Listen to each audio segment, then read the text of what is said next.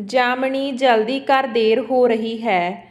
ਮੈਂ ਨੀਂਦ ਤੋਂ ਜਾਗ ਪਈ ਜਦੋਂ ਮੇਰੇ ਪਤੀ ਦੀ ਕਠੋਰ ਆਵਾਜ਼ ਮੇਰੇ ਕੰਨਾਂ ਵਿੱਚ ਟਕਰਾ ਗਈ। ਮੈਨੂੰ ਬਹੁਤ ਗੁੱਸਾ ਆਇਆ ਕਿ ਇਹ ਸਭ ਕੀ ਹੈ। ਸਵੇਰੇ ਉੱਠ ਕੇ ਬਿਨਾਂ ਖਾਧੇ ਪੀਤੇ ਪੈਸੇ ਕਮਾਉਣ ਨਿਕਲ ਜਾਂਦੇ ਹਾਂ। ਮੈਂ ਆਪਣੇ ਪਤੀ ਦੀ ਆਵਾਜ਼ ਨੂੰ ਨਜ਼ਰਅੰਦਾਜ਼ ਕੀਤਾ ਅਤੇ ਮੰਜੇ 'ਤੇ ਲੇਟ ਗਈ। ਕੁਝ ਦੇਰ ਬਾਅਦ ਮੇਰਾ ਪਤੀ ਮੇਰੇ ਕੋਲ ਆਇਆ ਅਤੇ ਮੇਰੇ ਕੋਲੋਂ ਰਜਾਈ ਖਿੱਚ ਲਈ ਅਤੇ ਗੁੱਸੇ ਨਾਲ ਬੋਲਿਆ, ਕੀ ਤੂੰ ਘੋੜੇ ਵੇਚ ਕੇ ਸੌਂ ਰਹੀ ਹੋ? ਮੈਂ ਤੁਹਾਨੂੰ ਪਾਗਲਾਂ ਵਾਂਗ ਆਵਾਜ਼ ਦੇ ਰਿਹਾ ਹਾਂ। ਮੇਰਾ ਤਾਪਮਾਨ ਉੱਚਾ ਹੋਣ ਤੋਂ ਪਹਿਲਾਂ ਜਲਦੀ ਹੇਠਾਂ ਆ ਜਾਓ। ਮੈਨੂੰ ਬਹੁਤ ਗੁੱਸਾ ਆਇਆ। ਇਹ ਅੱਜ ਦੀ ਗੱਲ ਨਹੀਂ ਹੈ ਹਾਰਦਿਕ, ਮੈਂ ਤੁਹਾਨੂੰ ਪਹਿਲੇ ਦਿਨ ਹੀ ਕਿਹਾ ਸੀ ਕਿ ਮੈਨੂੰ ਗੁੱਸਾ ਨਾ ਦਿਵਾਇਆ ਕਰੋ, ਪਰ ਇਸ ਦਾ ਤੁਹਾਡੇ 'ਤੇ ਕੋਈ ਅਸਰ ਨਹੀਂ ਹੁੰਦਾ। ਇਸ ਤਰ੍ਹਾਂ ਨਾਲ ਬੋਲ ਕੇ ਹਾਰਦਿਕ ਨੇ ਮੈਨੂੰ ਉਸੇ ਤਰ੍ਹਾਂ ਹੀ ਘਰੋਂ ਬਾਹਰ ਧੱਕਾ ਦੇ ਦਿੱਤਾ। ਮੈਂ ਹਾਲੇ ਨੀਂਦ ਵਿੱਚੋਂ ਹੀ ਨਹੀਂ ਜਾਗੀ ਸੀ। ਮੇਰੇ ਵਾਲ ਵਿਗੜੇ ਹੋਏ ਸਨ, ਪੈਰਾਂ 'ਤੇ ਚੱਪਲ ਨਹੀਂ ਸੀ ਅਤੇ ਹੱਕੇ ਬੱਕੇ ਚਿਹਰੇ ਦੇ ਨਾਲ ਹਾਰਦਿਕ ਮੈਨੂੰ ਘਸੀਟਦਾ ਹੋਇਆ ਲਿਜਾ ਰਿਹਾ ਸੀ। ਮੈਂ ਕਈ ਵਾਰ ਕਿਹਾ, ਮੇਰਾ ਹੱਥ ਛੱਡ ਦੇ, ਮੈਂ ਖੁਦ ਚਲੀ ਜਾਵਾਂਗੀ। ਹਾਰਦਿਕ ਨੇ ਗੁੱਸੇ ਵਿੱਚ ਕਿਹਾ, ਇਹ ਨੌਬਤ ਤੂੰ ਖੁਦ ਲੈ ਕੇ ਆਈ ਹੋ। ਤੈਨੂੰ ਮੇਰੀ ਇੱਕ ਵਾਰ ਕਹੀ ਹੋਈ ਗੱਲ ਸਮਝ ਨਹੀਂ ਆਉਂਦੀ। ਜਦੋਂ ਹਾਰਦਿਕ ਨੇ ਮੇਰੀ ਗੱਲ ਨਾ ਸੁਣੀ ਤਾਂ ਮੈਂ ਹਾਰ ਕੇ ਚੁੱਪ ਹੋ ਗਈ, ਪਰ ਅੰਦਰੋਂ ਮੈਂ ਗੁੱਸੇ ਦੀਆਂ ਚੁਸਕੀਆਂ ਪੀਂਦੀ ਰਹਿ ਗਈ। ਪਰ ਮੈਂ ਸਿਰਫ ਗੁੱਸਾ ਹੀ ਕਰ ਰਹੀ ਸੀ, ਪਰ ਅੰਦਰੋਂ ਮੇਰੇ ਕੋਲੋਂ ਹਾਰਦਿਕ ਦੀ ਗੱਲ ਮੰਨਣ ਤੋਂ ਇਲਾਵਾ ਕੋਈ ਚਾਰਾ ਨਹੀਂ ਸੀ। ਥੋੜ੍ਹੀ ਦੇਰ ਬਾਅਦ ਉੱਥੇ ਟੁੱਟੀ ਹੋਈ ਦੁਕਾਨ ਦੇ ਸਾਹਮਣੇ ਪਹੁੰਚ ਗਏ। ਉਸ ਦੁਕਾਨ 'ਤੇ ਬਹੁਤ ਘੱਟ ਲੋਕ ਆਉਂਦੇ ਸਨ। ਉਸ ਦੁਕਾਨ ਦੇ ਮਾਲਕ ਨੇ ਜਿਵੇਂ ਹੀ ਸਾਨੂੰ ਦੇਖਿਆ ਤਾਂ ਉਸਨੇ ਸਾਨੂੰ ਅੰਦਰ ਜਾਣ ਲਈ ਕਿਹਾ। ਮੈਂ ਅਤੇ ਹਾਰਦਿਕ ਦੋਨੋਂ ਅੰਦਰ ਬੇਸਮੈਂਟ ਵਿੱਚ ਚਲੇ ਗਏ। ਇੱਥੇ ਹਾਰਦਿਕ ਨੇ ਅਲਮਾਰੀ ਖੋਲ੍ਹੀ ਅਤੇ ਹਾਰਦਿਕ ਚੁੱਪਚਾਪ ਆਪਣਾ ਕੰਮ ਕਰ ਰਿਹਾ ਸੀ। ਮੈਨੂੰ ਕੁਝ ਨਹੀਂ ਕਹਿ ਰਹੇ ਸਨ। ਅਲਮਾਰੀ ਵਿੱਚੋਂ ਹਾਰਦਿਕ ਨੇ ਕੁਝ ਕੱਪੜੇ ਮੇਰੇ ਲਈ ਵੀ ਕੱਢੇ ਅਤੇ ਕੁਝ ਕੱਪੜੇ ਕੱਢ ਕੇ ਆਪ ਹੀ ਪਹਿਨਣ ਲੱਗ ਗਏ। ਇਹ ਫਟੇ ਪੁਰਾਣੇ ਕੱਪੜੇ ਸਨ। ਅੱਜ ਮੈਨੂੰ ਬਹੁਤ ਗੁੱਸਾ ਆ ਰਿਹਾ ਸੀ, ਇਸ ਲਈ ਮੈਂ ਹਾਰਦਿਕ ਦੇ ਹੱਥੋਂ ਕੱਪੜੇ ਲੈ ਕੇ ਇੱਕ ਪਾਸੇ ਰੱਖ ਦਿੱਤੇ, ਜਿਸ 'ਤੇ ਹਾਰਦਿਕ ਨੇ ਮੇਰੀ ਗੱਲ 'ਤੇ ਥੱਪੜ ਮਾਰਿਆ ਤੇ ਕਿਹਾ, ਖਬਰਦਾਰ ਜੇਕਰ ਕੋਈ ਹੋਰ ਡਰਾਮਾ ਕੀਤਾ।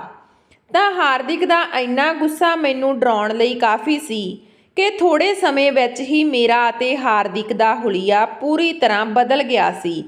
ਅੱਜ ਮੇਰਾ ਵਾਰ-ਵਾਰ ਰੋਣ ਦਾ ਦਿਲ ਕਰ ਰਿਹਾ ਸੀ। ਜਦੋਂ ਮੇਰੀਆਂ ਅੱਖਾਂ ਵਿੱਚੋਂ ਹੰਝੂ ਆ ਜਾਂਦੇ ਤਾਂ ਮੈਂ ਹਾਰਦਿਕ ਤੋਂ ਆਪਣੇ ਹੰਝੂ ਛੁਪਾਉਣ ਲਈ ਪੂੰਝ ਲੈਂਦੀ, ਨਹੀਂ ਤਾਂ ਹਾਰਦਿਕ ਨੂੰ ਹੋਰ ਗੁੱਸਾ ਆ ਜਾਣਾ ਸੀ। ਵਿਆਹ ਤੋਂ ਬਾਅਦ ਇਹ ਪਹਿਲੀ ਵਾਰ ਹੋਇਆ ਸੀ ਜਦੋਂ ਹਾਰਦਿਕ ਨੇ ਮੇਰੇ 'ਤੇ ਹੱਥ ਉਠਾਇਆ ਸੀ, ਨਹੀਂ ਤਾਂ ਇਸ ਤੋਂ ਪਹਿਲਾਂ ਹਾਰਦਿਕ ਮੈਨੂੰ ਧਮਕੀਆਂ ਦਿੰਦਾ ਸੀ ਅਤੇ ਮੈਂ ਹਾਰਦਿਕ ਦੀਆਂ ਗੱਲਾਂ ਮੰਨ ਲੈਂਦੀ ਸੀ। ਪਰ ਹਾਰਦਿਕ ਆਪਣੀਆਂ ਧਮਕੀਆਂ ਨੂੰ ਅਸਲ ਰੰਗ ਦੇਵੇਗਾ, ਇਹ ਮੈਂ ਕਦੇ ਸੁਪਨੇ ਵਿੱਚ ਵੀ ਨਹੀਂ ਸੋਚਿਆ ਸੀ। ਮੈਨੂੰ ਹੇਠਾਂ ਬੇਸਮੈਂਟ ਵਿੱਚ ਛੱਡ ਕੇ ਹਾਰਦਿਕ ਉੱਪਰ ਚਲਾ ਗਿਆ ਅਤੇ ਦੁਕਾਨ ਦੇ ਮਾਲਕ ਤੋਂ ਕੁਝ ਪੁੱਛਣ ਲੱਗਾ। ਮੈਨੂੰ ਪਤਾ ਸੀ ਕਿ ਹਾਰਦਿਕ ਕੀ ਪੁੱਛ ਰਿਹਾ ਹੈ, ਇਸ ਲਈ ਬੇਲੋੜੇ ਉਤਸੁਕ ਹੋਣ ਦੀ ਲੋੜ ਨਹੀਂ ਸੀ। ਮੈਂ ਚੁੱਪਚਾਪ ਕੁਰਸੀ 'ਤੇ ਬੈਠ ਗਈ। ਕੁਝ ਦੇਰ ਗੱਲਾਂ ਕਰਨ ਤੋਂ ਬਾਅਦ ਦੁਕਾਨ ਦੇ ਮਾਲਕ ਨੇ ਇੱਕ ਕਾਗਜ਼ 'ਤੇ ਹਾਰਦਿਕ ਦੇ ਦਸਤਖਤ ਕਰਵਾ ਲਏ ਤੇ ਕੁਝ ਇਸ਼ਾਰਾ ਕੀਤਾ। ਇਸ ਇਸ਼ਾਰੇ ਨਾਲ ਪਿੱਛੇ ਤੁਰ ਪਈ ਅਤੇ ਹੁਣ ਅਸੀਂ ਸੜਕ 'ਤੇ ਸੀ। ਥੋੜ੍ਹੀ ਦੇਰ ਬਾਅਦ ਅਸੀਂ ਇੱਕ ਮਾਲ ਦੇ ਸਾਹਮਣੇ ਆਏ ਤਾਂ ਹਾਰਦਿਕ ਨੇ ਮੈਨੂੰ ਬਾਹਰ ਪਾਰਕ ਵਿੱਚ ਖੜਾ ਕਰ ਦਿੱਤਾ ਅਤੇ ਖੁਦ ਮਾਲ ਦੇ ਅੰਦਰ ਚਲਾ ਗਿਆ। ਬਾਹਰ ਬਹੁਤ ਗਰਮੀ ਸੀ, ਪਰ ਫਿਰ ਵੀ ਮੈਂ ਕੁਝ ਨਹੀਂ ਕਿਹਾ। ਮੈਨੂੰ ਡਰ ਸੀ ਹਾਰਦਿਕ ਮੇਰੇ ਉੱਤੇ ਇੰਨੇ ਲੋਕਾਂ ਦੇ ਸਾਹਮਣੇ ਹੱਥ ਉਠਾ ਦੇਵੇਗਾ, ਇਸ ਲਈ ਮੈਂ ਚੁੱਪਚਾਪ ਖੜੀ ਰਹੀ। ਉੱਥੇ ਭਿਆਨਕ ਗਰਮੀ ਵਿੱਚ ਪਾਰਕਿੰਗ ਵਿੱਚ ਥੋੜ੍ਹੀ ਦੇਰ ਬਾਅਦ ਇੱਕ ਅਮੀਰ ਆਦਮੀ ਦੀ ਕਾਰ ਉੱਥੇ ਆ ਗਈ। ਮੈਂ ਜਲਦੀ ਨਾਲ ਉਸ ਦੇ ਨੇੜੇ ਗਈ ਅਤੇ ਆਪਣੇ ਹੱਥ ਵਧਾ ਕੇ ਉਸ ਨੂੰ ਕੁਝ ਮੰਗਣ ਲਈ ਲੱਗੀ ਤਾਂ ਉਸ ਅਮੀਰ ਆਦਮੀ ਨੇ ਮੇਰੇ ਵੱਲ ਬਹੁਤ ਗੁੱਸੇ ਨਾਲ ਦੇਖਿਆ ਅਤੇ ਉਸੇ ਗੁੱਸੇ ਦੀ ਹਾਲਤ ਵਿੱਚ ਉਸਨੇ ਕੁਝ ਪੈਸੇ ਮੇਰੇ ਵੱਲ ਸੁੱਟ ਦਿੱਤੇ। ਉਸ ਆਦਮੀ ਲਈ ਪੈਸੇ ਥੋੜ੍ਹੇ ਸੀ, ਪਰ ਮੇਰੇ ਲਈ ਉਹ ਪੈਸੇ ਬਹੁਤ ਸੀ। ਜੇਕਰ ਮੈਂ ਆਪਣੀ ਮਰਜ਼ੀ ਨਾਲ ਭੀਖ ਮੰਗਦੀ ਤਾਂ ਮੈਂ ਇੰਨੇ ਪੈਸੇ ਨਾਲ ਗਰਮੀ ਤੋਂ ਬਚ ਜਾਂਦੀ, ਪਰ ਹਾਰਦਿਕ ਮੈਨੂੰ ਅਜਿਹਾ ਕਰਨ ਦੀ ਬਿਲਕੁਲ ਇਜਾਜ਼ਤ ਨਹੀਂ ਦਿੰਦਾ ਸੀ। ਇਸ ਲਈ ਉਹ ਉੱਥੇ ਉਸੇ ਗਰਮੀ ਵਿੱਚ ਚੁੱਪ-ਚਾਪ ਖੜੀ ਕੰਮ ਕਰਦੀ ਰਹੀ। ਹੌਲੀ-ਹੌਲੀ ਹਰ ਆਉਣ ਵਾਲੇ ਲਈ ਪਾਰਕਿੰਗ ਵਿੱਚ ਵਾਹਨਾਂ ਦੀ ਲਾਈਨ ਲੱਗੀ। ਮੈਂ ਹਰ ਅੱਗੇ ਹੱਥ ਫੈਲਾ ਕੇ ਭੀਖ ਮੰਗਦੀ ਸੀ ਤੇ ਹਰ ਆਉਣ ਵਾਲੇ ਮੇਰੇ ਹੱਥ 'ਤੇ ਕੋਈ ਨਾ ਕੋਈ ਪੈਸਾ ਰੱਖ ਦਿੰਦੇ ਸੀ। ਖੜੇ-ਖੜੇ ਹੀ ਮੇਰੀ ਕਮਰ ਦੁਖਣ ਲੱਗ ਪਈ। ਮੇਰੀਆਂ ਲੱਤਾਂ ਵੀ ਦੁਖਣ ਲੱਗ ਪਈਆਂ। ਕੁਝ ਦੇਰ ਮੈਂ ਇੱਕ ਦਰਖਤ ਦੀ ਛਾਂ ਹੇਠ ਬੈਠ ਗਈ। 5-7 ਗੱਡੀਆਂ ਮੇਰੇ ਸਾਹਮਣਿਓਂ ਨਿਕਲ ਗਈਆਂ ਸੀ। ਮੈਂ ਭੀਖ ਨਹੀਂ ਮੰਗੀ, ਇਸ ਲਈ ਹਾਰਦਿਕ ਮਾਲ ਵਿੱਚੋਂ ਬਾਹਰ ਆਇਆ। ਜਦੋਂ ਉਸਨੇ ਮੈਨੂੰ ਦੇਖਿਆ ਤਾਂ ਉਹ ਗੁੱਸੇ ਹੋ ਗਿਆ। ਗੁੱਸੇ ਨਾਲ ਮੇਰੇ ਕੋਲ ਆਇਆ ਤੇ ਕਿਹਾ, ਕੀ ਕਰ ਰਹੀ ਏਂ? ਤੂੰ ਆਰਾਮ ਨਾਲ ਬੈਠੀ ਏਂ ਤੇ ਦੇਖ ਤੇਰੇ ਅੱਗੋਂ ਕਿੰਨੀਆਂ ਗੱਡੀਆਂ ਲੰਘ ਗਈਆਂ। ਇਹ ਕਿਹੋ ਜਿਹਾ ਧੰਦਾ ਹੈ? ਜੇ ਤੂੰ ਕੰਮ ਨਹੀਂ ਕਰਨਾ ਤਾਂ ਮੈਨੂੰ ਚੁੱਪ-ਚਾਪ ਦੱਸ ਦੇ। ਤੈਨੂੰ ਤਲਾਕ ਦੇ ਕੇ ਤੇਰੀ ਛੁੱਟੀ ਕਰ ਦੇਵਾਂਗਾ। ਫਿਰ ਆਪਣੇ ਮਨ ਦੀ ਮਰਜ਼ੀ ਕਰਦੀ ਰਹੀ। ਹਾਰਦਿਕ ਦੀ ਗੱਲ ਸੁਣ ਕੇ ਮੇਰੀਆਂ ਅੱਖਾਂ ਵਿੱਚ ਹੰਝੂ ਆ ਗਏ। ਮੈਂ ਕਿਹਾ, ਹਾਰਦਿਕ ਮੇਰੀ ਕਮਰ। ਹਾਲੇ ਮੇਰੀ ਗੱਲ ਪੂਰੀ ਵੀ ਨਹੀਂ ਹੋਈ ਸੀ ਕਿ ਹਾਰਦਿਕ ਨੇ ਮੇਰੀ ਕਮਰ ਵਿੱਚ ਲੱਤ ਮਾਰੀ। ਲੈ, ਹੋ ਗਈ ਤੇਰੀ ਕਮਰ ਠੀਕ। ਉਸ ਸਮੇਂ ਮੈਂ ਬੈਠੀ ਹੋਈ ਸੀ ਅਤੇ ਹਾਰਦਿਕ ਖੜਾ ਸੀ, ਇਸ ਲਈ ਆਸ-ਪਾਸ ਖੜੇ ਲੋਕ ਹਾਰਦਿਕ ਦੀ ਇਹ ਹਰਕਤ ਨਹੀਂ ਦੇਖ ਸਕੇ। ਹਾਰਦਿਕ ਦੀ ਲੱਤ ਇੰਨੀ ਤੇਜ਼ ਸੀ ਕਿ ਮੇਰੇ ਦਰਦ ਨਾਲ ਚੀਕ ਉੱਠੀ। ਮੈਂ ਆਪਣੀ ਤਕਲੀਫ ਵੀ ਨਹੀਂ ਝੱਲ ਸਕੀ ਸੀ ਕਿ ਹਾਰਦਿਕ ਨੇ ਮੈਨੂੰ ਵਾਲਾਂ ਤੋਂ ਫੜ ਕੇ ਉਠਾਇਆ ਤੇ ਕਿਹਾ, ਚੁੱਪ-ਚਾਪ ਕੰਮ 'ਤੇ ਲੱਗ ਜਾ। ਜਦੋਂ ਤੱਕ ਮੈਂ ਨਾ ਕਹਾਂ ਉਦੋਂ ਤੱਕ ਇੱਥੋਂ ਹਿੱਲਣਾ ਨਹੀਂ। ਹਾਰਦਿਕ ਇਹ ਕਹਿ ਕੇ ਮਾਲ ਵਿੱਚ ਵਾਪਸ ਚਲਾ ਗਿਆ ਕਿ ਮੈਂ ਸਾਰਾ ਦਿਨ ਭੁੱਖੀ ਸੀ। ਮੈਨੂੰ ਪਿਆਸ ਲੱਗੀ ਸੀ। ਉੱਪਰੋਂ ਸੋਨੇ 'ਤੇ ਸੁਹਾਗਾ ਕਰ ਦਿੱਤਾ ਸੀ ਹਾਰਦਿਕ ਦੀ ਲੱਤ ਨੇ। ਮੇਰੇ ਤੋਂ ਖੜਾ ਵੀ ਨਹੀਂ ਹੋਇਆ ਜਾ ਰਿਹਾ ਸੀ, ਲੇਕਿਨ ਮੈਂ ਮਜਬੂਰੀ ਬਸ ਖੜੀ ਹੋ ਗਈ ਤੇ ਦੁਬਾਰਾ ਭੀਖ ਮੰਗਣ ਲੱਗੀ। ਹਾਰਦਿਕ ਕੰਮ ਤੋਂ ਫ੍ਰੀ ਹੋ ਕੇ ਮੇਰੇ ਕੋਲ ਆਏ ਤੇ ਅਸੀਂ ਟੈਕਸੀ ਫੜ ਕੇ ਵਾਪਸ ਉਸੇ ਦੁਕਾਨ ਵਿੱਚ ਚਲੇ ਗਏ ਤੇ ਕੱਪੜੇ ਉਤਾਰ ਕੇ ਰੱਖਣ ਤੋਂ ਬਾਅਦ ਹਾਰਦਿਕ ਨੇ ਕਾਗਜ਼ 'ਤੇ ਸਾਈਨ ਕਰ ਦਿੱਤੇ। ਅਸੀਂ ਘਰ ਵਾਪਸ ਆ ਗਏ। ਕਾਸ਼ ਘਰ ਵਾਪਸ ਨਾ ਆਏ ਹੁੰਦੇ, ਕਿਉਂਕਿ ਹਾਰਦਿਕ ਨੇ ਪੂਰੇ ਦਿਨ ਦਾ ਗੁੱਸਾ ਮੇਰੇ ਉੱਤੇ ਕੱਢ ਦਿੱਤਾ ਸੀ। ਮੇਰਾ ਸਰੀਰ ਦਰਦ ਨਾਲ ਚਕਨਾਚੂਰ ਹੋ ਗਿਆ ਸੀ। ਪਹਿਲਾਂ ਮੈਂ ਉਹਨਾਂ ਲੜਕੀਆਂ ਦੇ ਹੱਸਿਆ ਕਰਦੀ ਸੀ ਜੋ ਆਪਣੇ ਪਤੀ ਦੀ ਕੁੱਟਮਾਰ ਤੋਂ ਬਾਅਦ ਵੀ ਉਹ ਆਪਣੇ ਪਤੀ ਨਾਲ ਰਹਿੰਦੀ ਸੀ। ਮੈਂ ਸੋਚਦੀ ਸੀ ਕਿ ਇਹ ਕਿੰਨੀ ਮੂਰਖ ਔਰਤ ਹੈ, ਇੰਨੀ ਕੁੱਟਮਾਰ ਕਰਨ ਦੇ ਬਾਵਜੂਦ ਵੀ ਆਪਣੇ ਪਤੀ ਨੂੰ ਨਹੀਂ ਛੱਡਦੀ। ਮੈਂ ਉਹਨਾਂ ਬੀਬੀਆਂ ਨੂੰ ਲੰਮੇ-ਲੰਮੇ ਲੈਕਚਰ ਦਿੰਦੀ ਸੀ, ਪਰ ਅੱਜ ਜਦੋਂ ਮੇਰੇ ਨਾਲ ਇਹ ਗੱਲ ਵਾਪਰੀ ਤਾਂ ਇੰਜ ਲੱਗਾ ਜਿਵੇਂ ਮੇਰੀ ਜ਼ੁਬਾਨ ਨੂੰ ਟਾਂਕਾ ਲੱਗ ਗਿਆ ਹੋਵੇ। ਕਿਸੇ ਤੋਂ ਮਦਦ ਵੀ ਨਾ ਲੈ ਸਕੀ। ਮੈਂ ਆਪਣੇ ਦੇਸ਼, ਆਪਣੇ ਸ਼ਹਿਰ, ਆਪਣੇ ਘਰ ਤੋਂ ਇੰਨਾ ਦੂਰ ਸੀ ਕਿ ਮੈਂ ਕਿਸੇ ਨੂੰ ਮਦਦ ਲਈ ਬੁਲਾ ਵੀ ਨਹੀਂ ਸਕਦੀ ਸੀ। ਨਾ ਹੀ ਮੈਂ ਇੱਥੋਂ ਭੱਜ ਸਕਦੀ ਸੀ। ਮੈਨੂੰ ਇੱਥੋਂ ਦੇ ਰਸਤੇ ਵੀ ਨਹੀਂ ਪਤਾ ਸੀ। ਜੇ ਇੱਥੋਂ ਭੱਜ ਗਈ ਹੁੰਦੀ ਤਾਂ ਕਿੱਥੇ ਚਲੀ ਜਾਂਦੀ। ਇੱਥੋਂ ਦੇ ਲੋਕਾਂ ਦੀ ਭਾਸ਼ਾ ਵੀ ਵੱਖਰੀ ਸੀ। ਹਰ ਕੋਈ ਅੰਗਰੇਜ਼ੀ ਵਿੱਚ ਗੱਲ ਕਰਦਾ ਸੀ ਅਤੇ ਮੈਨੂੰ ਅੰਗਰੇਜ਼ੀ ਨਹੀਂ ਆਉਂਦੀ ਸੀ। ਰੋਂਦੇ ਹੋਏ ਪਤਾ ਨਹੀਂ ਕਦੋਂ ਮੈਂ ਕੰਧ ਨਾਲ ਟੇਕ ਲਾ ਕੇ ਸੌਂ ਗਈ।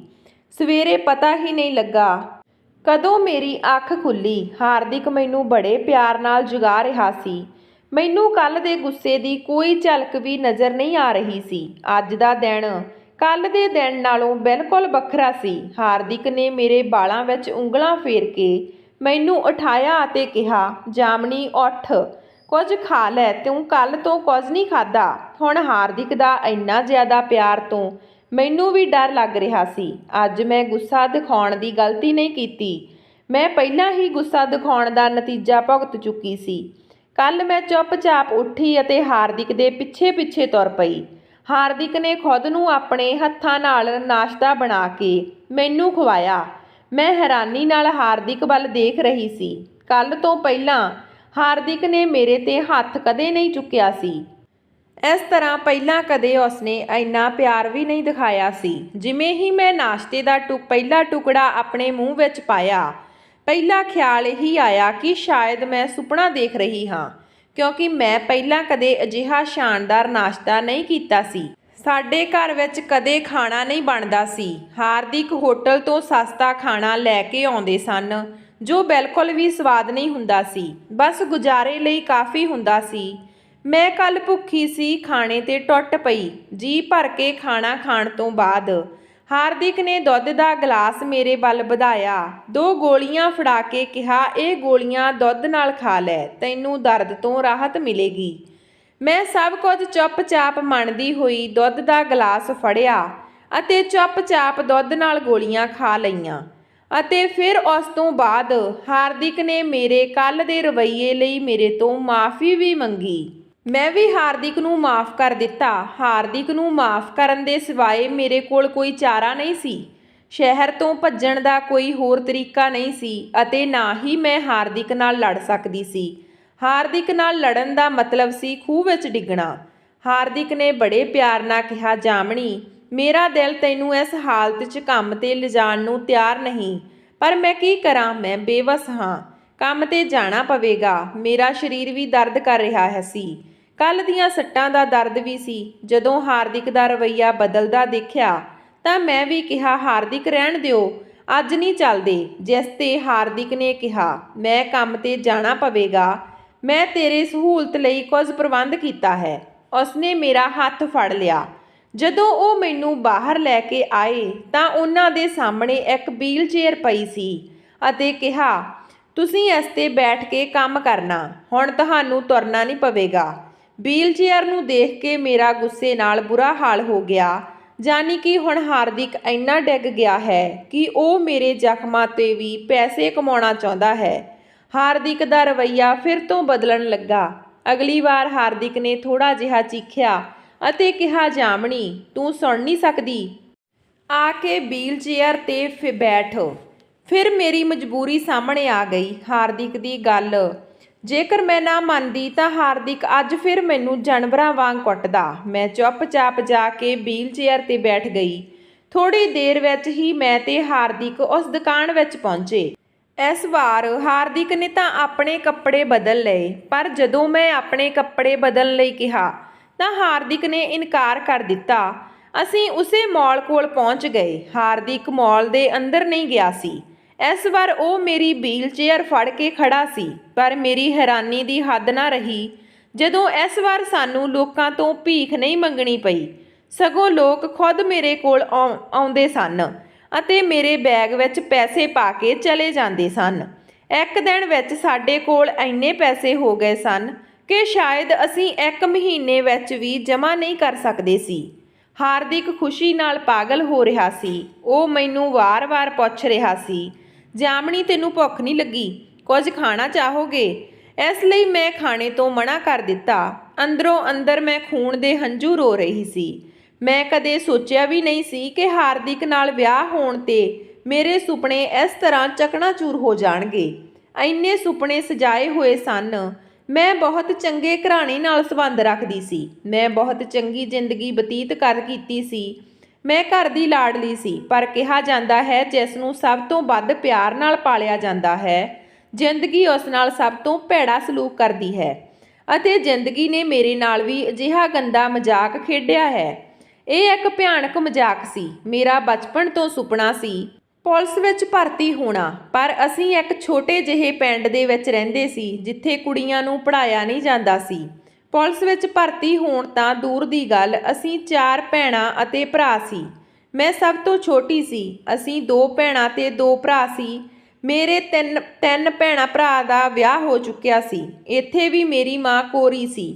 ਜੇ ਉਹ ਮੈਨੂੰ ਕੋਈ ਕੰਮ ਸਿਖਾ ਦਿੰਦੀ ਤਾਂ ਮੈਂ 2 ਮਿੰਟ ਬਾਅਦ ਹੀ ਮਾਂ ਦਾ ਸਾਥ ਛੱਡ ਦਿੰਦੀ। ਖਾਣਾ ਪਕਾਉਣ ਵਿੱਚ ਮੈਂ ਸਿਰਫ ਆਂਡੇ ਬਣਾਉਣਾ, ਚਾਹ ਬਣਾਉਣਾ ਜਾਂ ਵੱਧ ਤੋਂ ਵੱਧ ਦਾਲਾਂ ਬਣਾਉਣਾ ਜਾਣਦੀ ਸੀ। ਉਹ ਮੈਂ ਆਪਣੇ ਮਾਂ-ਪਿਓ ਦੇ ਲਾਡ ਦਾ ਇਹੀ ਫਲ ਦਿੱਤਾ ਸੀ। ਜਦੋਂ ਮੈਂ 20 ਸਾਲ ਦੀ ਹੋਈ ਤਾਂ ਮੇਰੇ ਮਾਂ-ਬਾਪ ਨੂੰ ਮੇਰੇ ਵਿਆਹ ਦੀ ਫਿਕਰ ਸਤਾਉਣ ਲੱਗੀ। ਹੁਣ ਇੱਥੇ ਵੀ ਇੱਕ ਨਵੀਂ ਸਮੱਸਿਆ ਖੜੀ ਹੋ ਗਈ ਸੀ, ਕਿਉਂਕਿ ਮੇਰੇ ਲਈ ਜੋ ਵੀ ਰਿਸ਼ਤਾ ਆਉਂਦਾ ਸੀ, ਹਰ ਕੋਈ ਪੜ੍ਹੀ ਲਿਖੀ, ਕਮਾਊ ਅਤੇ ਹੋਣਹਾਰੀ ਕੁੜੀ ਚਾਹੁੰਦਾ ਸੀ। ਇਹ 3 ਗੁਣ ਲੜਕੀ ਵਿੱਚ ਨਾ ਹੋਣ ਤਾਂ ਘੱਟ ਤੋਂ ਘੱਟ 1 ਗੁਣ ਹੋਣਾ ਤਾਂ ਜ਼ਰੂਰੀ ਹੈ, ਪਰ ਮੇਰੇ ਅੰਦਰ ਤਾਂ 1 ਵੀ ਗੁਣ ਨਹੀਂ ਸੀ। ਇਸੇ ਕਰਕੇ ਰਿਸ਼ਤਾ ਨਹੀਂ ਬਣ ਰਿਹਾ ਸੀ। 3-4 ਦਿਨ ਲੰਘਣ ਤੋਂ ਬਾਅਦ ਇੱਕ ਦਿਨ ਮੇਰੇ ਲਈ ਰਿਸ਼ਤਾ ਹੋ ਗਿਆ।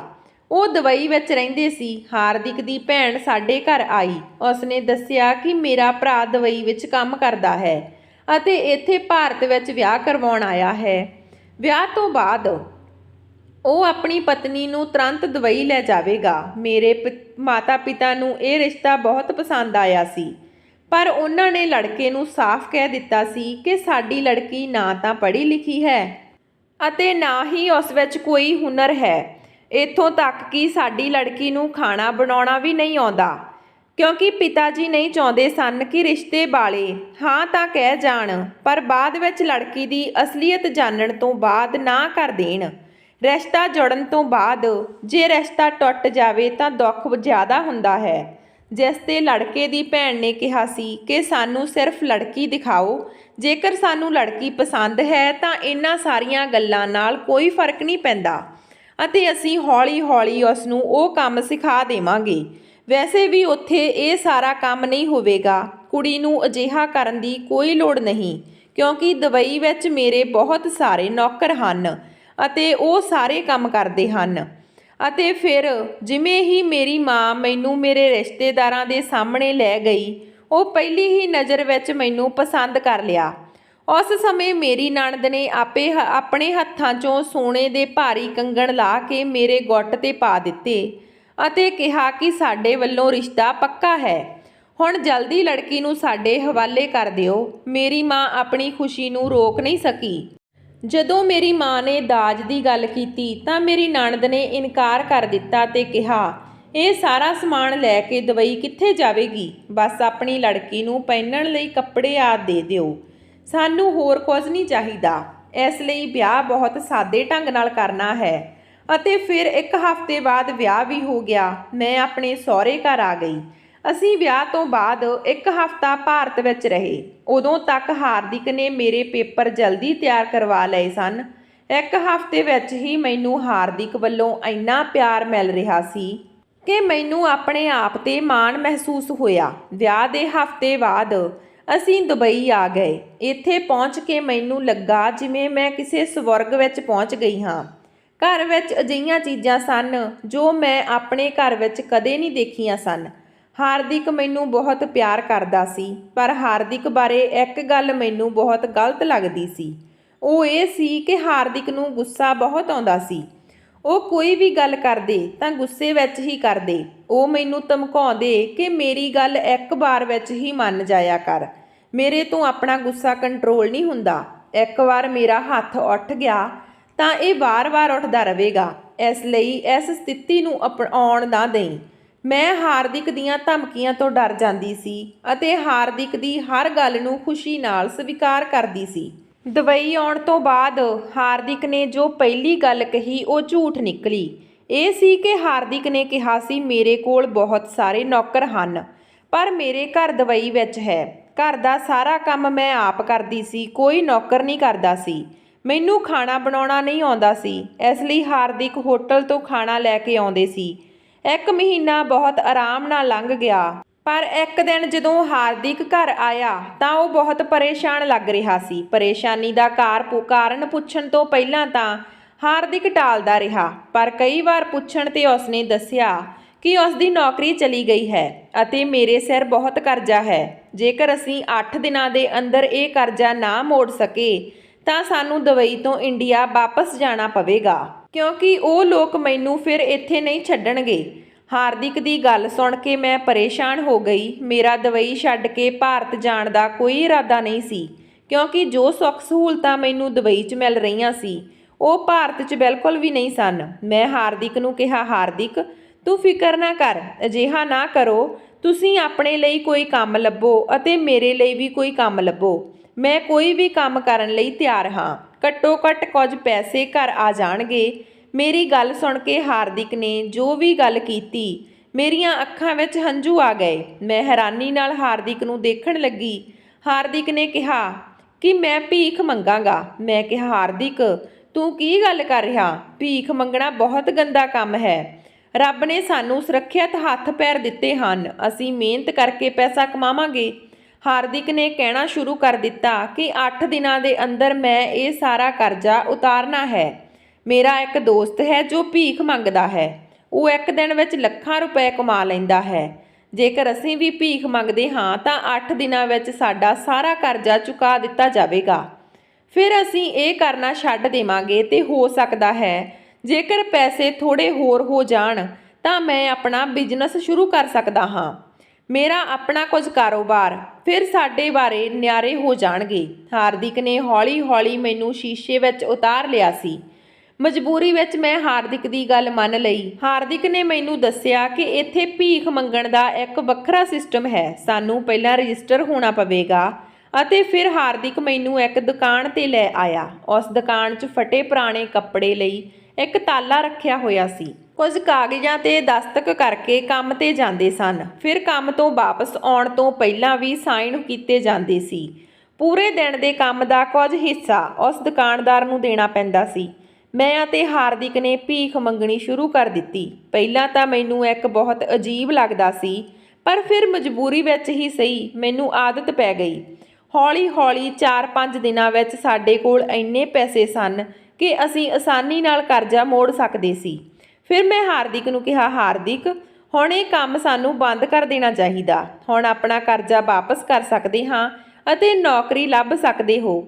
ਮੇਰੀ ਗੱਲ ਸੁਣ ਕੇ ਹਾਰਦਿਕ ਨੂੰ ਬਹੁਤ ਗੁੱਸਾ ਆਇਆ। ਹਾਰਦਿਕ ਨੇ ਮੇਰੀ ਗੱਲ ਨਹੀਂ ਸੁਣੀ ਅਤੇ ਉਹ ਭੀਖ ਮੰਗਦਾ ਰਿਹਾ। ਉਹ ਇੰਨੇ ਪੈਸੇ ਕਮਾ ਕੇ ਇੰਜ ਲੱਗ ਰਿਹਾ ਸੀ ਜਿਵੇਂ ਪੈਸਿਆਂ ਦੀ ਬਰਸਾਤ ਹੋ ਰਹੀ ਹੋਵੇ, ਪਰ ਮੈਨੂੰ ਸਮਝ ਨਹੀਂ ਆ ਰਿਹਾ ਸੀ ਕਿ ਹਾਰਦਿਕ ਨੇ ਇੰਨੇ ਪੈਸੇ ਕਿੱਥੇ ਰੱਖੇ ਸੀ, ਕਿਉਂਕਿ ਘਰ ਦਾ ਖਾਣਾ ਵੀ ਉਸੇ ਹੋਟਲ ਵਿੱਚੋਂ ਸਸਤੇ ਭਾਅ 'ਤੇ ਆਉਂਦਾ ਸੀ ਅਤੇ ਘਰ ਵਿੱਚ ਉਹ ਪੁਰਾਣੀਆਂ ਚੀਜ਼ਾਂ ਨਾਲ ਹੀ ਗੁਜ਼ਾਰਾ ਹੋ ਰਿਹਾ ਸੀ। ਇੱਕ ਵਾਰ ਜਦੋਂ ਮੈਂ ਹਾਰਦਿਕ ਨੂੰ ਇਸ ਬਾਰੇ ਪੁੱਛਿਆ ਤਾਂ ਹਾਰਦਿਕ ਨੇ ਮੈਨੂੰ ਡਾਂਟ ਕੇ ਚੁੱਪ ਕਰਾ ਦਿੱਤਾ। ਹਾਰਦਿਕ ਦਾ ਗੁੱਸਾ ਦੇਖ ਕੇ ਮੈਂ ਚੁੱਪ ਹੋ ਗਈ। ਵੀਲਚੇਅਰ 'ਤੇ ਭੀਖ ਮੰਗਦੇ ਮੰਗਦੇ ਮੈਨੂੰ 8 ਦਿਨਾਂ ਤੋਂ ਜ਼ਿਆਦਾ ਹੋ ਗਿਆ ਸੀ।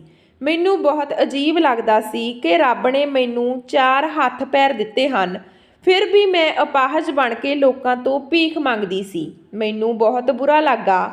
ਮੈਂ ਹਾਰਦਿਕ ਨੂੰ ਕਿਹਾ ਕਿ ਮੈਂ ਵੀਲਚੇਅਰ 'ਤੇ ਬੈਠ ਕੇ ਭੀਖ ਨਹੀਂ ਮੰਗਾਂਗੀ। ਉਸ ਨੇ ਮੇਰੀ ਗੱਲ ਮੰਨ ਲਈ ਤੇ ਅਸੀਂ ਪੁਰਾਣੇ ਤਰੀਕੇ ਨਾਲ ਭੀਖ ਮੰਗਣ ਲੱਗੇ। ਇੱਕ ਦਿਨ ਹਾਰਦਿਕ ਮੇਰੇ ਕੋਲ ਆਇਆ ਤੇ ਕਹਿਣ ਲੱਗਾ, ਜਲਦੀ ਤਿਆਰ ਹੋ ਜਾ, ਅਸੀਂ ਕਿਤੇ ਜਾਣਾ ਹੈ। ਪਤਾ ਨਹੀਂ ਹਾਰਦਿਕ ਮੈਨੂੰ ਕਿੱਥੇ ਲਿਜਾਣਾ ਚਾਹੁੰਦੇ ਸੀ। ਅਸੀਂ ਘਰ ਤੋਂ ਬਾਹਰ ਆ ਗਏ। ਇੱਕ ਵੱਡੀ ਕਾਰ ਖੜੀ ਸੀ, ਉਸ ਦੇ ਅੰਦਰ ਇੱਕ ਆਦਮੀ ਬੈਠਾ ਸੀ। ਹਾਰਦਿਕ ਨੇ ਮੈਨੂੰ ਕਾਰ ਦੇ ਅੰਦਰ ਬੈਠਣ ਲਈ ਇਸ਼ਾਰਾ ਕੀਤਾ, ਪਰ ਮੈਂ ਹਾਰਦਿਕ ਤੋਂ ਬਿਨਾਂ ਕਾਰ ਵਿੱਚ ਬੈਠਣ ਤੋਂ ਡਰ ਗਈ। ਮੈਂ ਹਾਰਦਿਕ ਨੂੰ ਕਿਹਾ ਕਿ ਤੁਸੀਂ ਵੀ ਮੇਰੇ ਨਾਲ ਬੈਠੋ, ਪਰ ਹਾਰਦਿਕ ਨੇ ਮਨਾ ਕਰ ਦਿੱਤਾ। ਹਾਰਦਿਕ ਨੇ ਬੈਠਣ ਤੋਂ ਇਨਕਾਰ ਕੀਤਾ ਤਾਂ ਮੈਂ ਵੀ ਵਿੱਚ ਬੈਠਣ ਤੋਂ ਮਨਾ ਕਰ ਦਿੱਤਾ। ਹਾਰਦਿਕ ਨੇ ਵੀ ਮੈਨੂੰ ਸਮਝਾਇਆ, ਇਹ ਆਦਮੀ ਮੇਰਾ ਦੋਸਤ ਹੈ, ਤੂੰ ਬਿਲਕੁਲ ਵੀ ਚਿੰਤਾ ਨਾ ਕਰ, ਮੈਂ ਬਸ 2 ਮਿੰਟਾਂ ਵਿੱਚ ਆਵਾਂਗਾ। ਹਾਰਦਿਕ ਮੈਨੂੰ ਜ਼ਬਰਦਸਤੀ ਗੱਡੀ ਵਿੱਚ ਬਿਠਾ ਕੇ ਪਤਾ ਨਹੀਂ ਕਿੱਧਰ ਚਲਾ ਗਿਆ। ਉਸ ਆਦਮੀ ਨੇ ਕਾਰ ਸਟਾਰਟ ਕੀਤੀ ਅਤੇ ਮੈਨੂੰ ਭਜਾ ਕੇ ਲੈ ਗਏ। ਜਿਵੇਂ ਹੀ ਕਾਰ ਸਟਾਰਟ ਹੋਈ ਤਾਂ ਮੈਂ ਚੀਕਣਾ ਸ਼ੁਰੂ ਕਰ ਦਿੱਤਾ। ਉਸ ਆਦਮੀ ਨੇ ਕਾਰ ਦਾ ਸ਼ੀਸ਼ਾ ਉੱਪਰ ਚੜ੍ਹਾ ਲਿਆ ਅਤੇ ਮੈਨੂੰ ਬਹੁਤ ਹੀ ਸੁਨਸਾਨ ਜਗ੍ਹਾ 'ਤੇ ਲੈ ਗਿਆ। ਮੈਂ ਮਨ ਵਿੱਚ ਡਰ ਨਾਲ ਉੱਚੀ-ਉੱਚੀ ਰੋ ਰਹੀ ਸੀ। ਮੇਰੇ ਦਿਲ ਦੀ ਧੜਕਣ ਰੁਕਣ ਵਾਲੀ ਸੀ। ਮੈਂ ਇੱਕ ਸੁਨਸਾਨ ਜਗ੍ਹਾ 'ਤੇ ਇੱਕ ਅਣਜਾਣ ਆਦਮੀ ਦੇ ਨਾਲ ਕਾਰ ਵਿੱਚ ਇਕੱਲੀ ਸੀ। ਕੁਝ ਵੀ ਹੋ ਸਕਦਾ ਸੀ। ਜਦੋਂ ਮੈਂ ਬਹੁਤ ਚੀਕੀ ਤਾਂ ਉਸ ਆਦਮੀ ਨੇ ਮੈਨੂੰ ਸ਼ਾਂਤ ਕੀਤਾ ਤੇ ਕਿਹਾ, ਭੈਣ ਚੁੱਪ ਕਰ ਜਾ, ਮੈਂ ਤੁਹਾਡੀ ਜਾਨ ਬਚਾਈ ਹੈ। ਇਹ ਕਹਿ ਕੇ ਮੇਰੇ ਸਾਹਮਣੇ ਮੋਬਾਈਲ 'ਤੇ ਇੱਕ ਵੀਡੀਓ ਕਰ ਦਿੱਤੀ। ਵੀਡੀਓ ਦੇਖ ਕੇ ਮੈਨੂੰ ਲੱਗਾ ਜਿਵੇਂ ਮੇਰੇ ਸਿਰ 'ਤੇ ਬਿਜਲੀ ਡਿੱਗ ਪਈ ਹੋਵੇ। ਉਹ ਆਦਮੀ ਸਹੀ ਸੀ, ਉਸਨੇ ਸੱਚਮੁੱਚ ਮੇਰੀ ਜਾਨ ਬਚਾਈ ਸੀ। ਇਹ ਵੀਡੀਓ ਵਿੱਚ ਸਾਫ਼ ਦਿਖਾਈ ਦੇ ਰਿਹਾ ਸੀ ਕਿ ਹਾਰਦਿਕ ਕਿਸੇ ਤੋਂ ਨੋਟਾਂ ਨਾਲ ਭਰਿਆ ਹੋਇਆ ਬੈਗ ਲੈ ਰਿਹਾ ਸੀ ਅਤੇ ਇੱਕ ਬੈਗ ਵਾਪਸ ਕਰ ਰਿਹਾ ਸੀ। ਉਸ ਵਿੱਚ ਡਰੱਗਸ ਸੀ। ਜਾਣੀ ਹਾਰਦਿਕ ਗੈਰ ਕਾਨੂੰਨੀ ਕਾਰੋਬਾਰ ਕਰਦਾ ਸੀ। ਉਹ ਲੜਕੀਆਂ ਅਤੇ ਡਰੱਗਸ ਸਪਲਾਈ ਕਰਦਾ ਸੀ। ਭਾਵ ਮੇਰੇ ਤੋਂ ਭੀਖ ਮੰਗ ਕੇ ਇਕੱਠੇ ਕੀਤੇ ਪੈਸੇ ਨਾਲ ਉਹ ਗੈਰ ਕਾਨੂੰਨੀ ਕਾਰੋਬਾਰ ਕਰ ਰਿਹਾ ਸੀ। ਇਸ ਦੇ ਨਾਲ ਹੀ ਆਪਣੇ ਆਪ ਨੂੰ ਭਿਖਾਰੀ ਦਿਖਾ ਕੇ ਪੁਲਿਸ ਦੀਆਂ ਨਜ਼ਰਾਂ ਤੋਂ ਬਚਿਆ ਹੋਇਆ ਸੀ। ਉਸ ਆਦਮੀ ਨੇ ਮੇਰੇ ਸਿਰ 'ਤੇ ਇੱਕ ਹੋਰ ਧਮਾਕਾ ਕੀਤਾ। ਉਸ ਨੇ ਕਿਹਾ ਕਿ ਅੱਜ ਵੀ ਤੇਰੇ ਪਤੀ ਨੇ ਤੈਨੂੰ ਮੇਰੇ ਹੱਥ ਵੇਚ ਦਿੱਤਾ ਹੈ। ਮੈਂ ਪੁਲਿਸ ਵਾਲਾ ਹਾਂ ਤੇ ਤੇਰੇ ਪਤੀ ਨੂੰ ਫੜਨ ਲਈ ਮੈਂ ਤੇਰੇ ਪਤੀ ਨੂੰ ਕਿਹਾ ਸੀ ਕਿ ਤੈਨੂੰ ਇੱਕ ਰਾਤ ਲਈ ਮੈਂ ਖਰੀਦ ਰਿਹਾ ਹਾਂ, ਜਿਸ 'ਤੇ ਤੇਰੇ ਪਤੀ ਨੇ ਤੁਰੰਤ ਹਾਮੀ ਭਰ ਦਿੱਤੀ। ਮੈਂ ਤੇਰੇ ਨਾਲ ਕੋਈ ਗਲਤ ਕੰਮ ਨਹੀਂ ਕਰਾਂਗਾ। ਤੈਨੂੰ ਇੱਕ ਰਾਤ ਲਈ ਖਰੀਦ ਲਿਆ ਹੈ ਤਾਂ ਜੋ ਮੈਂ ਤੁਹਾਡੇ ਤੋਂ ਸਾਰੀ ਜਾਣਕਾਰੀ ਲੈ ਸਕਾਂ। ਤੁਸੀਂ ਹੀ ਹਾਰਦਿਕ ਨੂੰ ਫੜਾ ਸਕਦੇ ਹੋ। ਤੁਸੀਂ ਸਾਨੂੰ ਹਾਰਦਿਕ ਦੇ ਲੁਕਣ ਦੇ ਟਿਕਾਣੇ ਦਾ ਪਤਾ ਦੱਸੋ। ਇਸ ਵਿੱਚ ਉਹ ਇਕੱਲਾ ਨਹੀਂ ਹੈ, ਪੂਰਾ ਗੈਂਗ ਹੈ। ਜੋ ਸਾਰੇ ਮਿਲ ਕੇ ਕੰਮ ਕਰ ਰਹੇ ਹਨ। ਤੇਰੀ ਇਹ ਛੋਟੀ ਜਿਹੀ ਮਦਦ ਨਾਲ ਨਾ ਜਾਣੇ ਕਿੰਨੀਆਂ ਜ਼ਿੰਦਗੀਆਂ ਬਰਬਾਦ ਹੋਣ ਤੋਂ ਬਚ ਜਾਣਗੀਆਂ। ਹਾਰਦਿਕ ਨੇ ਤੁਹਾਡੇ ਨਾਲ ਸਿਰਫ ਇਸ ਲਈ ਵਿਆਹ ਕੀਤਾ ਹੈ ਤਾਂ ਜੋ ਉਹ ਤੁਹਾਡੇ ਤੋਂ ਭੀਖ ਮੰਗਵਾ ਕੇ ਆਪਣਾ ਕਾਰੋਬਾਰ ਵਧਾ ਸਕੇ। ਹਾਰਦਿਕ ਦੀ ਕੋਈ ਭੈਣ ਨਹੀਂ ਹੈ। ਹਾਰਦਿਕ ਦੀ ਭੈਣ ਬਣ ਕੇ ਜੋ ਤੁਹਾਡੇ ਘਰ ਗਈ ਸੀ ਉਹ ਵੀ ਹਾਰਦਿਕ ਦੇ ਗੈਂਗ ਦੀ ਇੱਕ ਕੁੜੀ ਸੀ। ਜੇਕਰ ਤੁਸੀਂ ਪੁਲਿਸ ਦੀ ਮਦਦ ਕਰੋਗੇ ਤਾਂ ਤੁਸੀਂ ਆਪਣੇ ਘਰ ਜਾ ਸਕੋਗੇ, ਕਿਉਂਕਿ ਪੁਲਿਸ ਤੁਹਾਡੀ ਪੂਰੀ ਮਦਦ ਕਰੇਗੀ। ਪਰ ਜੇਕਰ ਤੁਸੀਂ ਪੁਲਿਸ ਦੀ ਮਦਦ ਨਹੀਂ ਕੀਤੀ ਤਾਂ ਸਾਨੂੰ ਮਜਬੂਰੀ ਵਿੱਚ ਤੁਹਾਨੂੰ ਗ੍ਰਿਫਤਾਰ ਕਰਨਾ ਪਵੇਗਾ। ਹਾਰਦਿਕ ਦੀ ਬੇਵਫਾਹੀ ਤੇ ਮੇਰੀਆਂ ਅੱਖਾਂ ਵਿੱਚ ਹੰਝੂ ਆ ਗਏ। ਮੈਂ ਇਹ ਸੋਚ ਲਿਆ ਸੀ ਕਿ ਮੈਂ ਉਸ ਪੁਲਿਸ ਵਾਲੇ ਦੀ ਮਦਦ ਜ਼ਰੂਰ ਕਰਾਂਗੀ। ਪੁਲਿਸ ਵਿੱਚ ਜਾਣਾ ਮੇਰਾ ਸੁਪਨਾ ਸੀ। ਇਹ ਸੁਪਨਾ ਪੂਰਾ ਨਹੀਂ ਹੋਇਆ, ਪਰ ਘੱਟੋ ਘੱਟ ਪੁਲਿਸ ਵਾਲਿਆਂ ਦੀ ਮਦਦ ਕਰਕੇ ਮੇਰੇ ਦਿਲ ਨੂੰ ਸਕੂਨ ਤਾਂ ਮਿਲਦਾ। ਮੈਂ ਪੁਲਿਸ ਨੂੰ ਉਸ ਟੁੱਟੀ ਹੋਈ ਦੁਕਾਨ ਬਾਰੇ ਦੱਸਿਆ ਕਿ ਹਾਰਦਿਕ ਉੱਥੇ ਜਾ ਕੇ ਸਾਈਨ ਕਰਦਾ ਹੈ ਤੇ ਆਪਣੀ ਦਿੱਖ ਬਦਲਦਾ ਹੈ। ਯਕੀਨਨ ਇਸ ਕਾਰੋਬਾਰ ਦੀਆਂ ਤਾਰਾਂ ਉਸ ਦੁਕਾਨ ਨਾਲ ਜੁੜੀਆਂ ਹੋਈਆਂ ਹਨ। ਹੁਣ ਉਸ ਪੁਲਿਸ ਵਾਲੇ ਨੇ ਮੈਨੂੰ ਹਾਰਦਿਕ ਕੋਲ ਨਹੀਂ ਭੇਜਿਆ ਅਤੇ ਪ੍ਰਬੰਧ ਕਰਕੇ ਮੈਨੂੰ ਵਾਪਸ ਭਾਰਤ ਭੇਜ ਦਿੱਤਾ। ਉਸ ਦੁਕਾਨ 'ਤੇ ਛਾਪਾ ਮਾਰ ਕੇ ਹਾਰਦਿਕ ਨੂੰ ਫੜ ਲਿਆ ਗਿਆ। ਉਸ ਦੇ ਪੂਰੇ ਗੈਂਗ ਦਾ ਪਰਦਾਫਾਸ਼ ਹੋ ਗਿਆ। ਮੈਂ ਘਰ ਆ ਗਈ ਤਾਂ ਮੈਂ ਆਪਣੀ ਮਾਂ ਨੂੰ ਜੱਫੀ ਪਾ ਕੇ ਬਹੁਤ ਰੋਈ। ਮੈਨੂੰ ਆਪਣੀਆਂ ਗਲਤੀਆਂ ਦਾ ਪਛਤਾਵਾ ਹੋਇਆ ਕਿ ਮੈਂ ਤੁਹਾਡੀ ਗੱਲ ਨਹੀਂ ਸੁਣੀ, ਨਾ ਮੈਂ ਪੜ੍ਹਿਆ ਅਤੇ ਨਾ ਹੀ ਮੈਂ ਕੋਈ ਘਰੇਲੂ ਕੰਮ ਸਿੱਖਿਆ, ਜਿਸ ਨਾਲ ਅੱਜ ਮੇਰੀ ਜ਼ਿੰਦਗੀ ਬਰਬਾਦ ਹੋ ਗਈ ਹੈ। ਮੇਰੀ ਮਾਂ ਨੇ ਪੂਰੀ ਕਹਾਣੀ ਸੁਣ ਕੇ ਆਪਣਾ ਸਿਰ ਫੜ ਲਿਆ। ਕੁਝ ਦਿਨਾਂ ਬਾਅਦ ਮੈਨੂੰ ਹਾਰਦਿਕ ਤੋਂ ਤਲਾਕ ਦੇ ਕਾਗਜ਼ ਮਿਲੇ ਸਨ। ਹਾਰਦਿਕ ਪੁਲਿਸ ਦੀ ਹਿਰਾਸਤ ਵਿੱਚ ਸੀ। ਉਸ ਨੂੰ ਸਖਤ ਸਜ਼ਾ ਸੁਣਾਈ ਗਈ। ਮੇਰੇ ਪਿਤਾ ਜੀ ਨੇ ਮੈਨੂੰ ਬਹੁਤ ਦਿਲਾਸਾ ਦਿੱਤਾ। ਮੇਰੇ ਪਿਤਾ ਜੀ ਨੇ ਮੈਨੂੰ ਸਮਝਾਇਆ ਕਿ ਹੁਣ ਪੁਰਾਣੀਆਂ ਗੱਲਾਂ ਲੈ ਕੇ ਨਾ ਬੈਠੀ ਰਹਿ, ਆਪਣੀ ਪੜ੍ਹਾਈ ਪੂਰੀ ਕਰ ਅਤੇ ਆਪਣੇ ਪੈਰਾਂ 'ਤੇ ਖੜੀ ਹੋ। ਆਪਣੀ ਜ਼ਿੰਦਗੀ ਆਪਣੇ ਤਰੀਕੇ ਨਾਲ ਜੀ। ਅੱਜ ਮੈਨੂੰ ਆਪਣੇ ਪਿਤਾ ਜੀ ਦੀ ਗੱਲ ਬਹੁਤ ਪਸੰਦ ਆਈ ਅਤੇ ਮੈਂ ਆਪਣੀ ਪੜ੍ਹਾਈ ਪੂਰੀ ਕਰਨ ਦਾ ਫੈਸਲਾ ਕੀਤਾ, ਕਿਉਂਕਿ ਮੈਂ ਆਪਣੀ ਪੂਰੀ ਜ਼ਿੰਦਗੀ ਅਨਪੜ੍ਹ ਰਹਿ ਕੇ ਨਹੀਂ ਬਿਤਾ ਸਕਦੀ ਸੀ। ਮੇਰੇ ਪਿਤਾ ਜੀ ਨੇ ਪਿੰਡ ਦਾ ਘਰ ਵੇਚ ਕੇ ਸ਼ਹਿਰ ਵਿੱਚ ਇੱਕ ਛੋਟਾ ਜਿਹਾ ਘਰ ਖਰੀਦ ਲਿਆ ਅਤੇ ਉੱਥੇ ਕਾਲਜ ਵਿੱਚ ਮੇਰਾ ਦਾਖਲਾ ਕਰਵਾ ਦਿੱਤਾ। ਅੱਜ ਮੈਂ ਡਾਕਟਰੀ ਦੀ ਪੜ੍ਹਾਈ ਕਰ ਰਹੀ ਹਾਂ। ਮੇਰੀ ਜ਼ਿੰਦਗੀ ਵਿੱਚ ਇੱਕ ਹੋਰ ਠਹਿਰਾਵ ਆ ਗਿਆ ਹੈ। ਮੇਰੀ ਜ਼ਿੰਦਗੀ ਦਾ 1 ਸਾਲ ਦਾ ਤਜਰਬਾ ਸੀ। ਉਸ ਨੇ ਮੈਨੂੰ ਬਹੁਤ ਕੁਝ ਸਿਖਾਇਆ ਸੀ। ਪਿਆਰ ਮੁਹੱਬਤ ਵਰਗੇ ਸ਼ਬਦਾਂ ਤੋਂ ਮੇਰਾ ਵਿਸ਼ਵਾਸ ਉੱਠ ਚੁੱਕਿਆ ਸੀ। ਮੈਨੂੰ ਡਰ ਨਹੀਂ ਲੱਗਦਾ ਸੀ। ਮੈਂ ਕਿਸੇ ਤੇ ਭਰੋਸਾ ਕਰ ਸਕਦੀ ਅਤੇ ਆਪਣੀ ਜ਼ਿੰਦਗੀ ਵਿੱਚ ਅੱਗੇ ਵਧ ਸਕਾਂਗੀ। ਮੇਰੀ ਮਾਂ ਨੂੰ ਮੇਰੇ ਬਾਰੇ ਚਿੰਤਾ ਹੈ। ਉਹ ਮੈਨੂੰ ਵਿਆਹ ਕਰਨ ਲਈ ਜ਼ੋਰ ਪਾਉਂਦੀ ਹੈ, ਪਰ ਮੈਂ ਹਰ ਵਾਰ ਇਨਕਾਰ ਕਰ ਦਿੰਦੀ ਹਾਂ। ਹੁਣ ਮੈਨੂੰ ਵਿਆਹ ਵਿੱਚ ਕੋਈ ਦਿਲਚਸਪੀ ਨਹੀਂ ਹੈ। ਹੁਣ ਸਿਰਫ ਇੱਕ ਸੁਪਨਾ ਹੈ ਕਿ ਮੈਂ ਪੜ੍ਹਾਈ ਕਰਕੇ ਚੰਗੀ ਡਾਕਟਰ ਬਣਨਾ ਚਾਹੁੰਦੀ ਹਾਂ ਅਤੇ ਆਪਣੇ ਪੈਰਾਂ 'ਤੇ ਖੜਾ ਹੋਣਾ ਚਾਹੁੰਦੀ ਹਾਂ। ਆਪਣੀ ਜ਼ਿੰਦਗੀ ਸ਼ਾਂਤੀ ਨਾਲ ਬਤੀਤ ਕਰਨਾ ਚਾਹੁੰਦੀ ਹਾਂ, ਜਦੋਂ ਤੱਕ ਹਾਰਦਿਕ ਦੁਆਰਾ ਦਿੱਤਾ ਗਿਆ ਜ਼ਖਮ ਮੇਰੇ ਦਿਲ ਤੋਂ ਪੂਰੀ ਤਰ੍ਹਾਂ ਮਿਟ ਨਾ ਜਾਵੇ। ਦੋਸਤੋ, ਕਿਰਪਾ ਕਰਕੇ ਮੇਰੇ ਲਈ ਪ੍ਰਾਰਥਨਾ ਕਰੋ ਕਿ ਮੈਂ ਹਾਰਦਿਕ ਦੁਆਰਾ ਦਿੱਤੇ ਇਸ ਜ਼ਖਮ ਨੂੰ ਜਲਦੀ ਭੁੱਲ ਜਾਵਾਂ ਅਤੇ ਉਸ ਨਾਲ ਆਪਣੀ ਜ਼ਿੰਦਗੀ ਨੂੰ ਨਵਾਂ ਰੂਪ ਦੇ ਕੇ ਇੱਕ ਚੰਗੇ ਲੜਕੇ 'ਤੇ ਭਰੋਸਾ ਕਰਕੇ ਉਸ ਨਾਲ ਆਪਣੀ ਜ਼ਿੰਦਗੀ ਦੀ ਸ਼ੁਰੂਆਤ ਕਰਾਂ।